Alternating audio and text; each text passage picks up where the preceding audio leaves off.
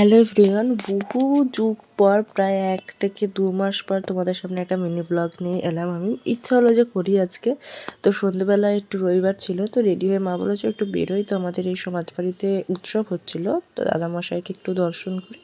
তো এদিক ওদিক একটু ঘুরছিলাম, বাট আমি করি না তো, ক্লিপগুলো নিতেও ভুলে গেছিলাম। তো জাস্ট এই দাদামশাইয়ের কাছে ক্লিপটাই নেওয়া হয়েছে। আর তোমরা দেখো মন্দিরটা কত সুন্দর করে সাজিয়েছে। এই সময় খুব সুন্দর করে সাজায়, টানা শিবরাত্রি পরে পর্যন্ত এই উৎসবটা চলবে। তো প্রচুর লোক খাবে, প্রচুর মানে মহোৎসব যাকে বলে। আমি তোমার সাথে সেটাও শেয়ার করবো তোমাদের সাথে। তো এই যে সমস্ত ঠাকুরকে সাজিয়েছে, মন্দিরটাও সুন্দর করে সাজায়। আর হচ্ছে এই যে তোমরা দেখে নাও, মহাপ্রভু টহাপ্রভু গোবিন্দ সবাইকে সুন্দর করে সাজায়, যা যা ঠাকুর আছে। তারপরে একটুখানি ফুচকা খেলাম। ফুচকা খেয়ে যেহেতু রবিবার ছিল, একটু বিরিয়ানি নিয়ে তারপরে মানে বিরিয়ানি খেতে মন হচ্ছিলো, তো বিরিয়ানি নিয়ে দোকান থেকে মানে সদাই নিয়ে তারপরে আমি বাড়ি চলে আসলাম। তো এইটুকুনি। তো চলো টাটা, বাই বাই।